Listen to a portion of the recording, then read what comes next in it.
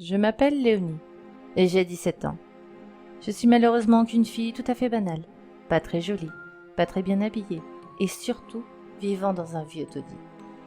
Je vis seule avec ma mère qui a un sacré don pour la sorcellerie et qui est très imaginatif pour ce qui est de trouver des façons de tuer les gens. Mais j'y reviendrai plus tard. Je vivais un calvaire au lycée, chaque jour, moqueries, insultes et tout ce qui s'ensuit. Dès que je rentrais chez moi le soir, je m'adonnais à ma passion, qui est le dessin. C'est un échappatoire pour oublier mes soucis et le calvaire que je subis au lycée. Mais il y a 4 personnes qui se démarquaient des autres abrutis du lycée. Monsieur Thomas, le prof de sport, les sœurs jumelles Linda et Julia, et surtout Emeric, le plus beau garçon du lycée, qui m'ignorait totalement. Vous avez peut-être remarqué que je parle d'eux au passé, non? J'avoue que je dois y être pour quelque chose dans la mort de ces 4-là. Mais avant que je vous raconte comment j'ai réalisé certaines de mes plus belles œuvres, je vais vous raconter ce que ces 4 personnes m'ont fait subir avant de me juger pour mes actes. Mes sœurs jumelles s'amusaient à me jeter hors des vestiaires pendant les heures de sport, à moitié nue devant pratiquement toute la classe.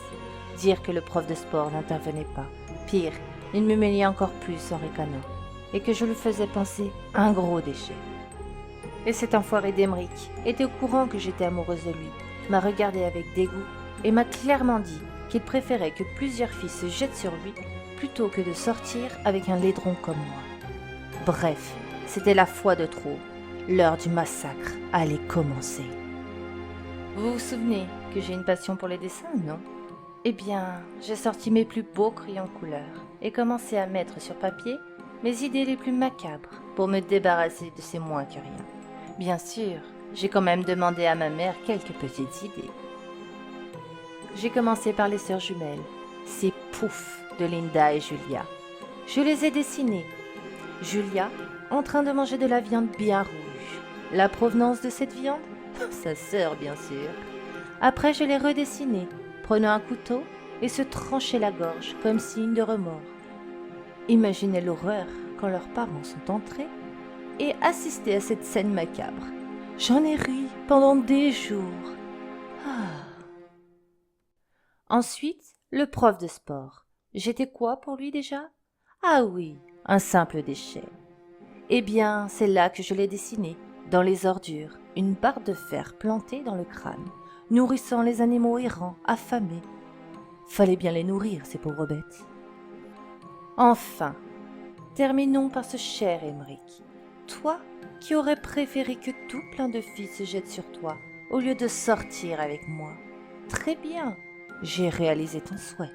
Et en bonus, j'ai dessiné toutes ces poufs en train de te lacérer et manger des parties de ton corps. Tout ça accompagné de cris atroces. Après ce passage, plusieurs d'entre elles ont fini par être suivies par des psys. Ah, quelle joie! Bref, je dois vous laisser. Ma mère et moi devons encore trouver des idées de nouvelles morts macabres et tout aussi inventives pour nous débarrasser cette fois-ci du voisinage. Juste un avertissement. Priez d'être sympathique et très gentil avec moi si vous me croisez un jour. Sinon, ça pourrait être vous, mes prochaines victimes.